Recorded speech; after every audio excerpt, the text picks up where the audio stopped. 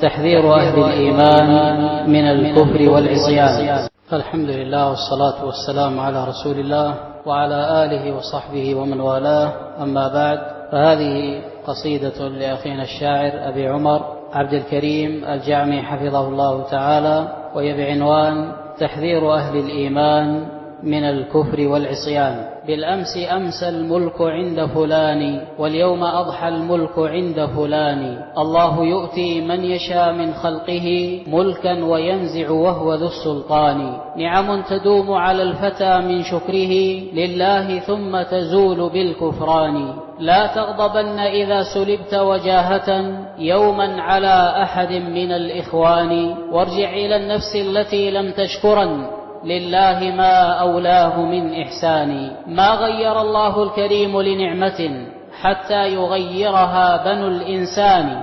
ما غير الله الكريم لنعمة حتى يغيرها بنو الإنسان. كم نعمة لما تغير أهلها قد غيرت بدقائق وثواني. فارجع لنفسك إن أردت ملامة، باللوم لا ترجع على إنسان. وانزع عن الذنب الذي قارفته حتى يعود إليك طيب زمان. واطلب مسامحة الذين ظلمتهم، فالظلم قد يفضي إلى الخسران. لا تيأسن إذا تسلط ظالم أن تذهب الدولات للطغيان. فالبحر من تلك العصا قد شقه شقين حين تواجه الجمعان. فغدا لموسى والملا من قومه يبسا وأغرق ذاك بالطوفان.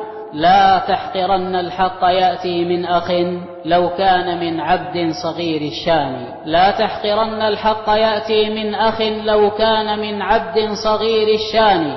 فالحق ينصره الذي رفع السماء، والحق ينصره أولو الإيمان. والبغي فاحذر أن تصاب بدائه، فالبغي يهدم شامخ البنيان. لو أنما جبل بغى يوما على جبل لدك البغي ذا العدوان.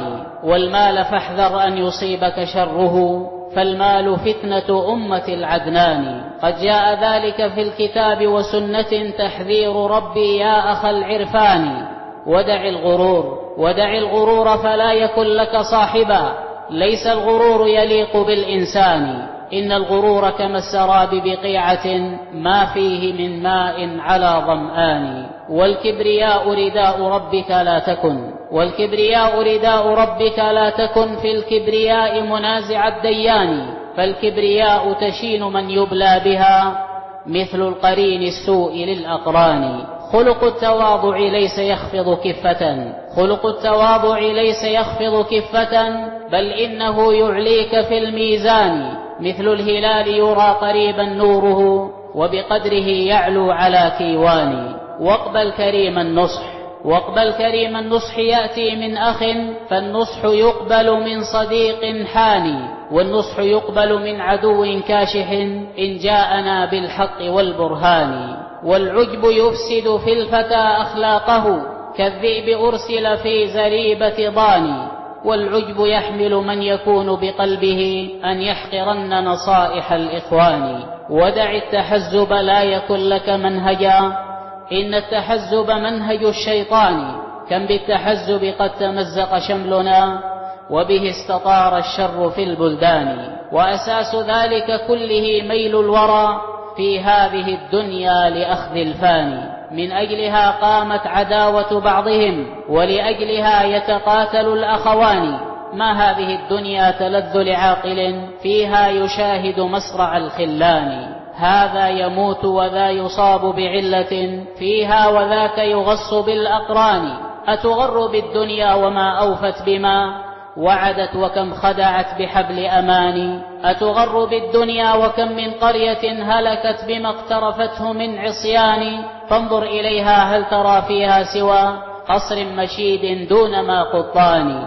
وكذاك كم بئر معطلة بها أقوت من الوراد والرعيان. ولكم ترى في الأرض من قبر بها قد كان فيها صاحب الإيوان. لم يغنه ما كان من ملك به من أن يبيت بظلمة الأجنان. هل قيل هذا سيد ومسود في القبر لا يأتي له الملكان، الكل فيها قد تساوى قدره، لا فرق بين البيض والسودان. والكل يعلم أن هذا واقع، لكنهم غفلوا عن الحدثان، لو أنهم لم يغفلوا عن كنهها ما بات إنسان بعهد أماني. يا رب إني ما اجترحت لطاعة إلا أخاف بها لظى النيران، أخشى يكون بها الرياء وسمعة المحبطان لطاعة الرحمن. يا رب ثبتني على الحق الذي ترضاه واغسل حوبتي وجناني. رحماك يا ربي لعبد قد جنى وافاك يبغي منزل الرضوان. يا رب لا تأخذه بالذنب الذي قد كان منه سالف الأزمان، وارحمه وارحم ربنا واهي القوى والعزم بعد نضارة الفينان. يا رب إني ليس لي عمل به أسمو لأحظى منك بالغفران، لكن بفضلك قد أفوز ورحمة إن كنت يوما راحما جثماني. ما لي سوى التفريط معترف به إن كان ينفعني اعتراف لساني. يا رب قد أسرفت في العصيان لا تأخذ عبيدا لج في العصيان، وفقه للإحسان بعد إساءة يا رب قبل اللحد والأكفان. فكأنني بالموت يأتي بغتة والنفس لم تنزع عن الطغيان، إلا إذا ختم الإله لعبده بالخير فهو منعم بجنان. يا رب فرج همنا وغمومنا، يا رب أنت مفرج الأحزان. فرجت كرب 3 آووا إلى غار وجنح الليل في الأكوان، فرجت عنهم بعد من حدرت على غار هنالك صخرة الصفوان. أنجيت يونس من دجى الغم الذي قد كاد يبقيه مدى الأزمان، في بطن حوت في دجى ليل وفي ظلمات موج دائم الهيجان. يا رب إني كلما اشتد الأسى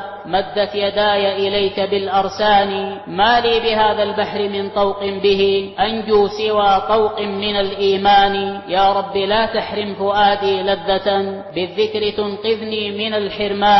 انقذ فؤادا بين جنبي ما له غير التعلق فيك من إنساني. والحمد لله. ما شاء الله، أجملها، جزاه الله خيرا، نفع الله به.